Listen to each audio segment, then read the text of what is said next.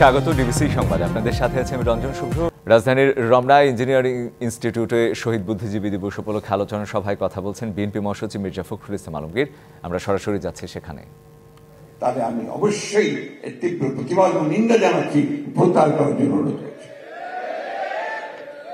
বন্ধুগণ, আমি যে কথাটা আগেই বলছিলাম যে প্রতিটি মুহূর্ত আমাদের এখন সতর্কতার সঙ্গে পার হতে হবে। প্রতিটি কথা আমাদের এখন মেপে কথা বলা দরকার। আমরা এমন কোনো কথা বলবো না যা আমাদের এই যে বিজয় সেটাকে নষ্ট করে দেয়, অর্জন নষ্ট করে দেয়। আপনারা দেখছেন যে আজকে ফ্যাসিস্ট হাসিনা পালিয়ে গিয়ে ভারতে আশ্রয় নিয়েছে। ভারতে আশ্রয় নিয়ে সে তার মতো কাজ করছে। সে লন্ডনে একটা মিটিংও করেছে, ডিজিটালি সে লন্ডনে আওয়ামী লীগের নেতাকর্মীদের নিয়ে একটা মিটিংও করেছে। অর্থাৎ সে সক্রিয়, সে অ্যাক্টিভ, সে তার কাজ করছে আবার ঋত ক্ষমতাকে ফিরে পাওয়ার জন্য। তা আমাদেরকে তেমন অ্যাক্টিভ হতে হবে যাতে করে আমরা তাদেরকে প্রতিহত করতে পারি। তারা যেন ফিরে আসতে না পারে। সেটা কিভাবে হবে? সেটা একদিকে যেমন একটা ঐক্য, জনগণের দৃঢ় ঐক্য, একমাত্র ঐক্য, অন্যদিকে আপনার মেধা দিয়ে আপনাকে দিতে হবে। যে কথাটা আমি আজকে প্রায় বলছি, এই স্লোগান আর এই আপনার তালি, এটা দিয়ে কিন্তু আপনি জিততে পারবেন না। জিততে হলে আপনাকে সোশ্যাল মিডিয়ায় জিততে হবে। সামাজিক যে আপনার যে টুইটার, ফেসবুক, এর মধ্যে সেই যুদ্ধ করতে হবে। আপনারা দেখবেন সেখানে তারা অনেক অ্যাক্টিভ, তারা অনেক কিছু প্রচার করছে, অপপ্রচার করছে, যেগুলো বাংলাদেশের জন্য, এই বিপ্লবের জন্য, এই বিদ্রোহের জন্য অত্যন্ত উল্টো কথা। তা আপনাকে এই পক্ষে, জনগণের পক্ষে, গণতন্ত্রের পক্ষে বিষয়গুলোকে আপনার কথার মধ্যে দিয়ে যেতে হবে। সে কথাগুলো হবে আপনার এই মিডিয়ার, সোশ্যাল মিডিয়ার মধ্যে দিয়ে। আমাদের মেইন মিডিয়া ভাইরা এখানে আছেন, তারাও বলার চেষ্টা করেন, ইদানিং পারছেন বলতে, বিকজ ফ্রিডম। আগে পারতেন না, কিন্তু এখন পারছেন। তারপরেও আমাদেরকে ওই মাধ্যমটা যেটা সবচেয়ে বেশি চলে সেটাকে আমাদেরকে কাজে লাগাতে হবে। তাই আমি বলি, বন্ধুরা, ভাইয়েরা, দরকার আছে মাঠের মাঠ দখল করতে হবে, রাস্তা দখল করতে হবে, রাস্তাতে আপনার প্রাণও দিতে হবে গণতন্ত্রের জন্য, অধিকারের জন্য, ভোটের অধিকারের জন্য। সবই ঠিক আছে, কিন্তু সঙ্গে সঙ্গে মেধারও চর্চা করতে হবে। নলেজ বেসড পলিটিক্স যদি আমরা না করি, জ্ঞান ভিত্তিক রাজনীতি যদি আমরা না করতে পারি, তাহলে এই পৃথিবীতে আপনি জিততে পারবেন না। রমনায় ইঞ্জিনিয়ারিং ইনস্টিটিউশন মিলনায়তনের কথা বলছিলেন বিএনপি মহাসচিব মির্জা ফখরুল ইসলাম আলমগীর। আমরা এতক্ষণ ছিলাম সরাসরি সেখানে। চলে যাচ্ছি পরের সংবাদে। কবি হেলাল হাফিজ মারা গেছেন। শুক্রবার বিকেলে রাজধানীর শাহবাগে একটি হোস্টেলে পা পিছলে পড়ে যান তিনি। পরে বঙ্গবন্ধু মেডিকেল বিশ্ববিদ্যালয় হাসপাতালে নেওয়া হলে চিকিৎসকরা তাকে মৃত ঘোষণা করেন। মৃত্যুকালে হেলাল হাফিজের বয়স হয়েছিল ৭৬ বছর। তার মরদেহ রাখা হয়েছে বারডেম হাসপাতালে। শনিবার বাদজোহর জাতীয় প্রেস ক্লাবে তার জানাজা হবে। শাহবাগের সুপার হোম নামে একটি হস্টেলে থাকতেন হেলাল হাফিজ। যে জলে আগুন জ্বলে, এখন যৌবন যার, যুদ্ধে যাবার তার শ্রেষ্ঠ সময়, এমন অনেক জনপ্রিয় কবিতা লিখে গেছেন কবি হেলাল হাফিজ।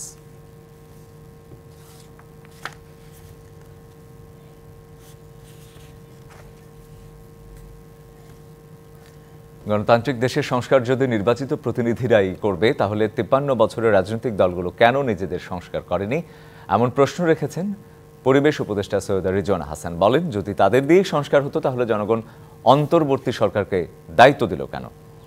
নির্বাচন কখন হবে সেই সময় প্রধান উপদেষ্টা ঘোষণা করবেন বলেও জানান সৈয়দা রিজওয়ানা হাসান। জুলাই আগস্ট গণ অভ্যুত্থানের পর দায়িত্ব নিয়ে রাষ্ট্র সংস্কারের জোর দিয়ে কাজ করে যাচ্ছে অন্তর্বর্তী সরকার। তবে সব নয়, প্রয়োজনীয় কিছু সংস্কার শেষ করেই নির্বাচন দেওয়ার দাবি রাজনৈতিক দলগুলো সহ বিভিন্ন মহলের। তারা বলছে বাকি কাজ করবে নির্বাচিত সরকার। কিন্তু ৫৩ বছরের রাজনৈতিক দলগুলো কেন নিজেদের সংস্কার করেননি, এমন প্রশ্ন পরিবেশ উপদেষ্টার। শুক্রবার সকালে রাজধানীর গুলশানের শব্দ দূষণ নিয়ন্ত্রণের সচেতনতা বৃদ্ধি ও গাড়ি চালকদের প্রশিক্ষণ কর্মসূচি শেষে একথা বলেন তিনি। রাজনৈতিক দলেরা যে কথা বলছে যে তারা ছাড়া সমস্যার সমাধান করা সম্ভব না, তারা তাহলে ৫৩ বছর সমস্যার সমাধান করে নাই কেন? Would you please answer? কেন আজকে আমাদেরকে দায়িত্ব নিতে হলো? Would you please answer? তাদেরকে ছাড়া সমস্যার সমাধান হবে না, এটা সঠিক কথা। এটাই তো হওয়ার উচিত যে নির্বাচিত জনপ্রতিনিধিরা সমস্যার সমাধান করবেন। তাহলে আজকে বায়ু দূষণ নিয়ে আমাকে কেন প্রশ্নের উত্তর দিতে হচ্ছে? সৈয়দা রিজওয়ানা হাসান বলেন, যদি রাজনৈতিক দলগুলো দিয়েই সংস্কার হতো তাহলে জনগণ অন্তর্বর্তী সরকারকে দায়িত্ব দিল কেন? তারা যদি সত্যিকার অর্থেই গ্রহণযোগ্য নির্বাচন করতে পারেন তাহলে তারা তো তত্ত্বাবধায়ক সরকারের দাবিটা তুলতেন না। তারা যে আমাদের কাছ থেকে বলছে যে ম্যাপ দিতে হবে, এই করতে হবে, রোড ম্যাপ করতে হবে, তারা কি একটা রোড ম্যাপ দিয়ে দিয়েছে যে এই সমস্যাগুলোর তারা কি করে সমাধান করবে? সংস্কারের কথা তো আমরা বলিনি, জনগণের কাছ থেকেই তো উঠে এসেছে। আমাদেরকে বিচারও করতে হবে, সেটাও তো করতে হবে। তিনি জানান, নির্বাচন কখন হবে সেই সময় প্রধান উপদেষ্টা ঘোষণা করবেন। গণঅভ্যুত্থানকে অস্বীকার করে বাংলাদেশ ভারতের সম্পর্ক উন্নত করা সম্ভব নয় বলেও মন্তব্য করেন এই উপদেষ্টা। নির্বাচন কত দূর এটা আমাদের সময়ের কথা যদি জিজ্ঞেস করেন, আমাদের মাননীয় প্রধান উপদেষ্টা নিজেই আপনাদেরকে জানাবেন। মাহফুজা বৃষ্টি, ডিবিসি নিউজ, ঢাকা। রাজনৈতিক মৃত্যু হলেও আওয়ামী লীগের অভ্যাসের পরিবর্তন হয়নি বলে মন্তব্য করেছেন জামায়াতের আমির ডাক্তার শফিকুর রহমান। সকালে সিলেটে আলিয়া মাদ্রাসা মাঠে জেলা জামায়াতের কর্মী সভায় এমন মন্তব্য করেন তিনি। আরও বলেন, দেশের শান্তি নষ্টের চেষ্টা চলছে। দেশের মর্যাদা ক্ষুণ্ণ করার জন্য মিথ্যা গল্প সাজিয়ে বিদেশি বন্ধুদেরকে তারা বিভ্রান্ত করার চেষ্টা করছে। অবশ্য পদে পদে তাদের সমস্ত ষড়যন্ত্র শয়তানি ধরে পড়ে যাচ্ছে। আমরা কোনো অপশক্তির কাছে মাথা নত করব না, আমরা কোনো চোখ রাঙ্গানিকে পরোয়া করি। ২৪শে গণঅভ্যুত্থানের চেতনাকে কাজে লাগিয়ে ঐক্যবদ্ধভাবে নতুন বাংলাদেশকে এগিয়ে নেওয়ার আহ্বান জানিয়েছেন জুলাই শহীদ স্মৃতি ফাউন্ডেশনের সাধারণ সম্পাদক সার্জিস আলম। সকালে রাজধানীর কাকরাইলের ডিপ্লোমা ইঞ্জিনিয়ার্স ইনস্টিটিউশনে চাঁপাইনবাবগঞ্জ ফোরামের উদ্যোগে আয়োজিত প্রীতি সমাবেশে আহ্বান জানান তিনি। তার অভিযোগ, বাংলাদেশের মানুষ ৫ই জুন থেকে ৫ই আগস্টের স্মৃতি ভুলে যেতে শুরু করেছে। বিদেশে পালিয়ে থেকেও সাবেক প্রধানমন্ত্রী শেখ হাসিনার সমাবেশে যোগ দেওয়ার কঠোর সমালোচনাও করেন সার্জিস আলম। জুলাই আগস্টের অভ্যুত্থানের পরও চাঁদাবাজি, তদবির বাণিজ্য চলছে বলেও অভিযোগ করেন তিনি।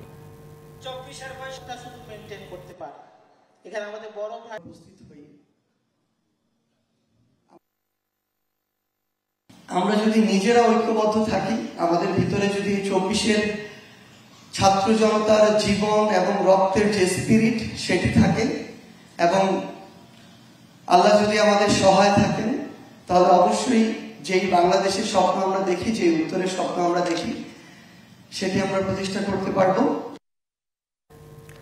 কেউ দিচ্ছেন নিম্নমানের কাগজ, কারো বা বাধাই খারাপ। প্রাথমিকের পাঠ্য বই ছাপানোয় এমন নানা অনিয়মে লিপ্ত বহু ছাপাখানা। এরই মধ্যে কারখানাতেই নিম্নমানের প্রায় ১ লাখ বই জব্দ করে বেশ কয়েকটি ছাপাখানাকে সতর্ক করেছে জাতীয় শিক্ষাক্রম ও পাঠ্যপুস্তক বোর্ড। বারবার একই সমস্যা পাওয়া গেলে কঠোর ব্যবস্থা নেবে তারা। মানসম্মত বই দিতে ছাপাখানার মালিকদের প্রতি তাই আহ্বান জানিয়েছে মুদ্রণ শিল্প সমিতি। এই ছবি ফরাজি প্রেস অ্যান্ড পাবলিকেশনসের। এবার প্রাথমিকের প্রায় ১১ লাখ বই ছাপাচ্ছে প্রতিষ্ঠানটি। তবে শুরুতেই তাদের বইয়ের মানে অনিয়ম পাওয়ায় সম্প্রতি প্রায় ৩০,০০০ বই জব্দ করেছে জাতীয় শিক্ষাক্রম ও পাঠ্যপুস্তক বোর্ড এনসিটিবি। সম্প্রতি এমন আরও বেশ কয়েকটি ছাপাখানা থেকে জব্দ করা হয়েছে বেশ কয়েক হাজার পাঠ্য বই। সব মিলিয়ে এমন বইয়ের সংখ্যা এরই মধ্যে প্রায় ১ লাখ। এনসিটিবি বলছে, জব্দ করা এসব বই টেন্ডারের শর্ত অনুযায়ী নির্ধারিত মানে ছাপানো হয়নি। এজন্য সতর্কও করা হয়েছে অনেককে। কাগজের মান খারাপ, বাধাই ভালো নয়, এগুলো যে এ ধরনের কাগজ পাচ্ছি না বিধায় আমরা এই মানের কাগজে আমরা বই ছাপতে হয়েছে। কিন্তু এটা তো কোনো অজুহাত হলো না, সে তো চুক্তিবদ্ধ হয়েছে। আমরা বাজারে খোঁজ নিয়ে দেখি, সেখানে কিন্তু এই মানের কাগজ পাওয়া যায়। আমরা তাদেরকে সতর্ক করে দিয়েছি। পরবর্তীতে আমরা এগুলো নিয়ে রিভিউ করে দেখব যে তাদেরকে কী ধরনের শাস্তি বা কী ধরনের জরিমানা সহ শাস্তি আরোপ করা যায়। এ বিষয়ে নানা অজুহাত অভিযুক্ত ছাপাখানা কর্তৃপক্ষের। বানিয়ে প্রবলেম হয়েছিল, বই খুলে যেত আর কি, এমনি অন্য কোনো সমস্যা না। বই রেডি করছি ১ লাখ, এটা কথার কথা। বাঁচতে গিয়া বাইক ছাপাইছে, এই কটা খারাপ। অপারেটরে ভুল আছে, পুনরায় বই ছাপাই দিতে হবে। ছাপাখানা মালিকদের সংগঠন বাংলাদেশ মুদ্রণ শিল্প সমিতিও সংশ্লিষ্টদের মানসম্মত বই ছাপানোর আহ্বান জানিয়েছে। আপনারা কোনো ২ নম্বরই করেন না, আপনারা ব্যবসা সবসময় করছেন, এইবার অন্তত ব্যবসা করেন না, অন্তত সরকারের সহযোগিতায় আপনারা আগে আসেন। এটা আমাদের মুদ্রণ শিল্প থেকে সবার কাছে পরামর্শ হচ্ছে এবং আমরা নিজেরাও গিয়ে দেখতেছি। আমাদের সদিচ্ছা আছে যে আমরা ভালো মানের বই প্রদর্শন করব। টেন্ডারের শর্ত অনুযায়ী সঠিক মানের বই ছাপানো নিশ্চিত করতে ইন্সপেকশন এজেন্টদেরও সচেতন ও সঠিক দায়িত্ব পালনের আহ্বান সংশ্লিষ্টদের। মনিরুল সোহাগ, ডিবিসি নিউজ, ঢাকা। ভারতীয় কোস্টগার্ডের হাতে আটক বাংলাদেশি ট্রলারের নাবিক ও জেলেদের স্বজনরা রয়েছেন উদ্বেগ আর উৎকণ্ঠায়। যত দ্রুত সম্ভব স্বজনদের ফিরে পেতে চান তারা। অপহৃত ট্রলার দুটির নাবিকরা জানিয়েছেন সরকারি পর্যায়ে উদ্যোগ না নিলে তাদের ছাড়বে না ভারতীয় কোস্টগার্ডের সদস্যরা। গেল 24শে নভেম্বর ৭৮ জেলেসহ বাংলাদেশি ফিশিং ট্রলার এমভি মেঘনা ৫ ও লাইলা ২ মাছ ধরতে গভীর সাগরের উদ্দেশ্যে রওনা দেয়। সোমবার রাতে খুলনার হিরন পয়েন্ট এলাকা থেকে ভারতীয় কোস্ট গার্ডের সদস্যরা জাহাজ দুটি ঘিরে ফেলে। পরে ট্রলার দুটিকে নিজেদের জলসীমায় নিয়ে যায় তারা। সোমবার সকালে ছেড়ে দিলে জাহাজ দুটি ফের হিরন পয়েন্ট এসে জাল ফেলতে শুরু করে। ভারতীয় জলসীমায় মাছ ধরার অভিযোগে আবার তাদের ধরে নিয়ে যায় ভারতীয় কোস্টগার্ড। এ নিয়ে পরিবারের সদস্যরা রয়েছেন উৎকণ্ঠায়। এখন আমরা চাইতে নিঃস্বার্থভাবে আমাদের ভাইদেরকে ফিরিয়ে আনা হোক যত দ্রুত সম্ভব অবিলম্বে। অবশ্যই আশা করি আমাদের অন্যান্য ভাইরা দ্রুত আসুক। ট্রলার দুটি ভারতের উড়িষ্যা রাজ্যের প্যারাদ্বীপ বন্দর থেকে ৯ নটিক্যাল মাইল দূরে নোঙ্গর করে রাখা হয়েছে। স্যাটেলাইট ফোনে জাহাজ দুটির ক্যাপ্টেনদের সঙ্গে কথা হয়েছে মালিকপক্ষের। মুক্তি পেতে সরকারের সহায়তা চেয়েছে তারা। উড়িষ্যার কোনো একটা তাদের যে প্যারাদ্বীপ তাদের বন্দর আছে সেই দিকে কাছাকাছি আর কি এই মুহূর্তে আছে। তারা বলছে যে আপনাদের নেভির সঙ্গে আমাদের যোগাযোগ হলে আমরা যত দ্রুত সম্ভব আমরা হস্তান্তর করব। ওটা আমাদের এরিয়ায় ছিল, এরিয়ার একটা কোন জায়গায় থেকে ফিশিং করছে ওইটা এরিয়াটা ডিটেলসটা আমরা দিয়ে দিছি। তো আসলে এখানে সবসময় ফিশিং করো, এখান থেকে কখনো ধরে নেওয়ার কোনো আসলে নাই, নজির নাই কখনো। ৭৮ বাংলাদেশি ও ট্রলার দুটি ফেরত পেতে সরকারের পক্ষ থেকে জোর তৎপরতা চলছে বলে জানান সামুদ্রিক মৎস্য অধিদপ্তরের কর্মকর্তা। এই দুইটি জাহাজের ব্যাপারে কর্তৃপক্ষকে তাৎক্ষণিকভাবে অবহিত করেছি, কী করণীয় বা কী হতে পারে এই বিষয়ে আমরা পত্র লিখেছি। আর এমনি কোস্টগার্ড নৌবাহিনী তারা জোর তৎপরতা চালাচ্ছে এটা উদ্ধারের ব্যাপারে। এদিকে ৭৮ বাংলাদেশিকে ছাড়ার বিষয়ে ভারতীয় গণমাধ্যমে সংবাদ প্রকাশিত হলেও ট্রলার মালিকরা বলেন এ বিষয়ে তারা কিছুই জানেন না। মাসুদুল হক, ডিবিসি নিউজ, চট্টগ্রাম। আগে জেনেছি কবি হেলাল হাফিজ মারা গেছেন এবং এখন তার মরদেহ রাখা হয়েছে বঙ্গবন্ধু মেডিকেল বিশ্ববিদ্যালয় হাসপাতালে। সেখান থেকে সহকর্মী সৌরভ বাপ্পা আমাদের সাথে যুক্ত হচ্ছেন।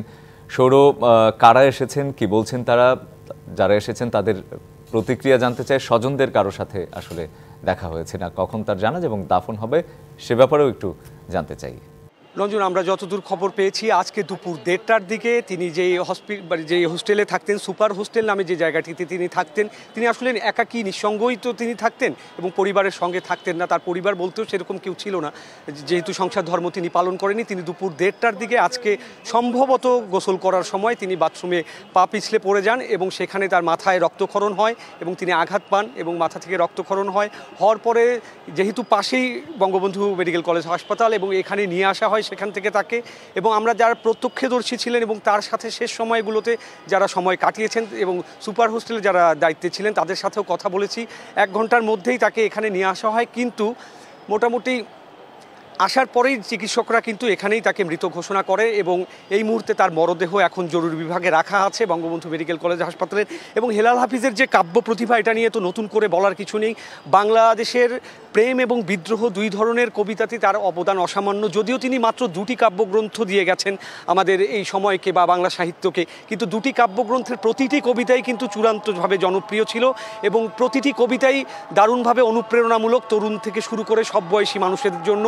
71 থেকে শুরু করে 69-এর গণ অভ্যুত্থান থেকে শুরু করে 90-এর স্বৈরাচার বিরোধী আন্দোলন, প্রতিটি জায়গায় কিন্তু হেলাল হাফিজের ছিল অসামান্য অবদান এবং তিনি কিন্তু তার কাজের জায়গায়, মানে তার মূল কাজ যেটা কবিতা, সেই জায়গায় কিন্তু কখনো আপোষ করেননি, এই কথাটি সর্বজন বিদিত। এবং তিনি তার কাজের জায়গায় এবং কবিতার জায়গায়, কাব্য প্রতিভার জায়গায় শেষ পর্যন্ত কিন্তু তার নিজ আদর্শে নীতিতে অটল ছিলেন। এটাই বলছে তার সহকর্মীরা এবং অনেক কবি সাহিত্যিকরা এখানে এসেছে। হয়তো জ্যেষ্ঠ কবিদের আমরা এখন পর্যন্ত সেভাবে কাউকে দেখিনি, কিন্তু তরুণ কবিদের অনেকেই কিন্তু এসেছেন এবং ভিতরে আছেন এবং জরুরি বিভাগের তার মরদেহের কাছে আছেন। এবং আমরা যতদূর জানা যাচ্ছে সম্ভবত বাংলা একাডেমির সাথে কথা হচ্ছে এবং কালকে বাংলা একাডেমির পক্ষ থেকে তাকে সম্মাননা জানানো হতে পারে এবং আরও অনেক সংগঠনের পক্ষ থেকেও তাকে সম্মাননা জানানোর প্রস্তুতি চলছে। আজকের মতো এই ছিল কবি হেলাল হাফিজের প্রস্থানের সর্বশেষ সংবাদ। বাপ্পা, আপনাকে ধন্যবাদ। পাইকারি বাজারে সবজি রাজধানীর খুচরা বাজারে বিক্রি হচ্ছে দ্বিগুণ দামে। কারওয়ান বাজারে যে বেগুনের দাম 50 টাকা, খুচরায় তা 100 টাকা কেজি। আবার 60 টাকা কেজির কাঁচামরিচ খুচরা বিক্রেতাদের হাত ঘুরে ভোক্তা কিনছেন 120 থেকে 160 টাকায়। দামের দ্বিগুণ পার্থক্যে অসহায় ক্রেতা আর খুচরা বিক্রেতারা বলছেন দ্বিগুণ দামে না বিক্রি করলে লোকসান হয় তাদের। দেশের নানা প্রান্ত থেকে সবজির সরবরাহ আসে রাজধানীর কারওয়ান বাজারে। মধ্যরাত থেকেই চলে বেচাকেনা। শুক্রবার সকালে খোঁজ নিয়ে জানা গেছে পাইকারিতে প্রতিটি বাঁধাকপি মানভেদে বিক্রি হয়েছে সর্বোচ্চ 32 টাকা থেকে 25 বা তারও কম দামে। আর ভালো মানের ফুলকপির প্রতিটির দর ছিল 35 টাকা। সকালের দিকে এ দর নামে 20 থেকে 25 টাকায়। রাতে 30-32 টাকা বেচা হয়েছে, এখন বাজার খারাপ, এখন 25 টাকা বেচা হচ্ছে। ফুলকপি হাইস্ট আপনার বড়টা হলো 30-35, এখন মনে করেন 30 টাকা মাল বেচা আছে মাত্র 20 টাকা। এছাড়া পাইকারিতে শীতের সবজি শিম মানভেদে 15 থেকে 40, বেগুন মানভেদে 32 থেকে 50, শালগম 20 থেকে 30 টাকা কেজি। আইতে হচ্ছে 180 টাকা পাল্লা, সকালে মনে হলো 160 টাকা পাল্লা। পাইকারি বিক্রেতারা জানালেন কাঁচা মরিচের দর 60 টাকা কেজি। আর ক্রেতার অভাবে অবিকৃতই রয়ে গেছে মিষ্টি কুমড়া। মানভেদে দাম 15 থেকে সর্বোচ্চ 25 টাকা কেজি। এসব পণ্য কেনাবেচায় নেই কোনো রসিদ বা প্রমাণ। চাপাইটা গেছে রাত্রে 25 টাকা কেজি, আর সাতক্ষীরা হচ্ছে সর্বোচ্চ 20, নিচে 15 টাকা। সেকেন্ড আপনার উঠানামা করে, এখানে মানে রসিদ সিস্টেম কোনো ওরকম কোনো ইয়ে নেই, ব্যবস্থা নেই। তবে পাইকারির এসব পণ্যের দাম খুচরায় গিয়ে কোনোটি হচ্ছে প্রায় দ্বিগুণ। এজন্য খুচরা বিক্রেতার রয়েছে নানা যুক্তি। আমার ইনকাম হইতে হবে 1000 টাকা, আমি 10 প্রকারের মাল কিনি, প্রতি 5 কেজিতে 50 টাকা করে আসলে 15 বা 20 কেজি মালে আমার 1000 টাকা আসে। কারওয়ান বাজার থেকে আসা খিলগাঁও তালতলা কাঁচা বাজারের এসব সবজির দাম নিয়ে রয়েছে ক্রেতার অসন্তুষ্টি। সিন্ডিকেটই চলতেছে, আর অনেক সিন্ডিকেট বেশি হলে খুচরা দোকানদাররা।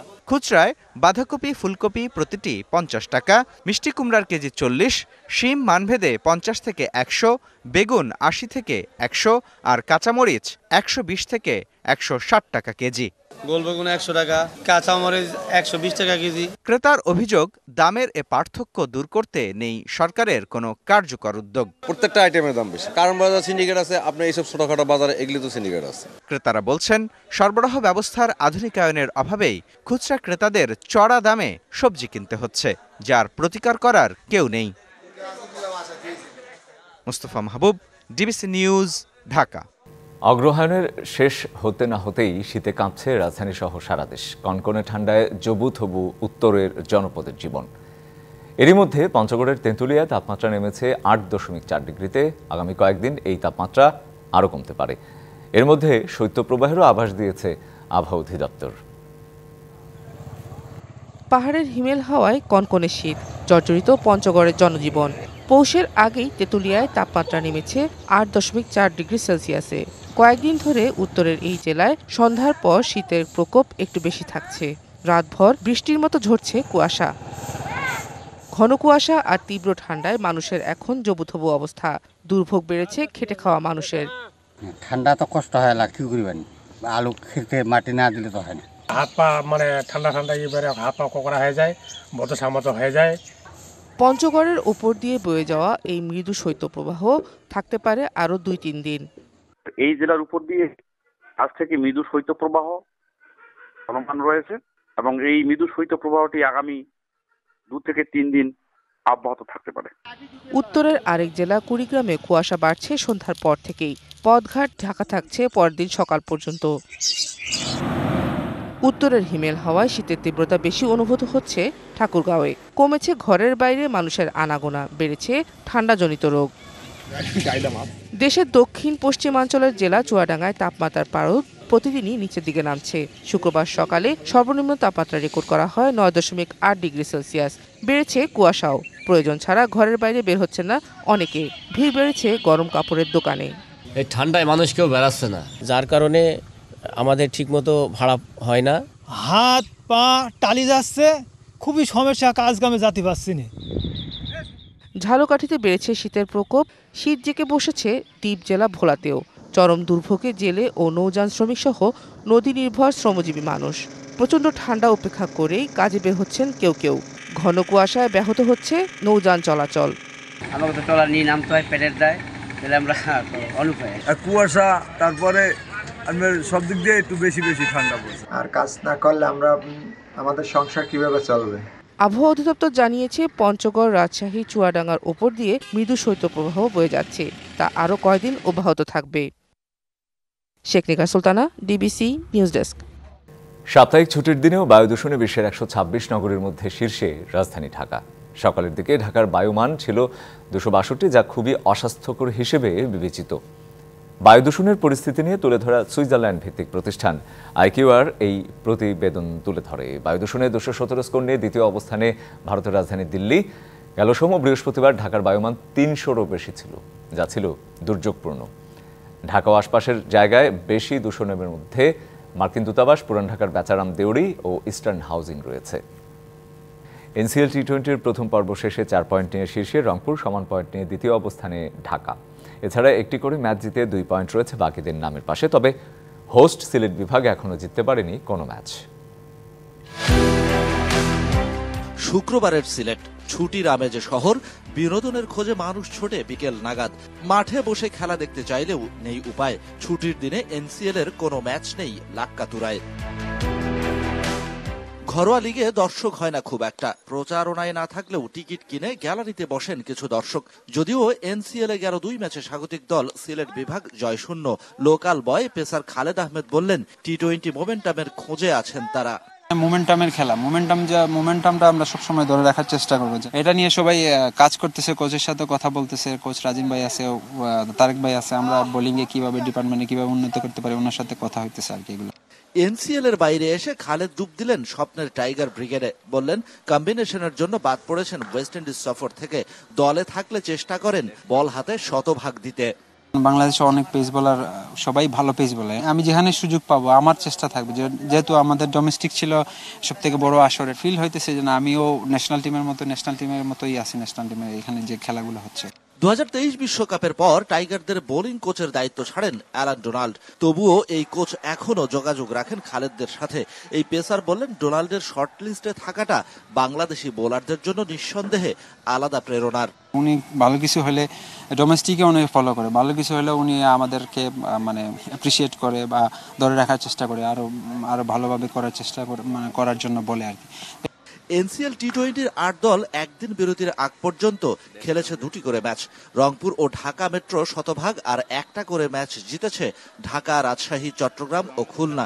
স্বাগতিক সিলেট রয়েছে প্রথম জয়ের অপেক্ষায়। প্রায় 7 লাখ জনসংখ্যার নগরী সিলেট।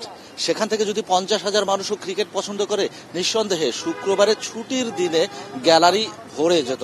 তবে NCL-এর কোনো ম্যাচ শুক্রবারে রাখা হয়নি, অর্থাৎ ছুটির দিনে কোনো ম্যাচ নেই। Shahan Papon, DBC news, Sylhet. এই ছিল এখনকার মতো। ডিবিসি নিউজের সংবাদগুলো পড়তে ভিজিট করুন dbcnews.tv। আরও ভিজিট করুন ডিবিসি নিউজের ফেসবুক পেজ এবং ইউটিউব চ্যানেল। সঙ্গে থাকুন।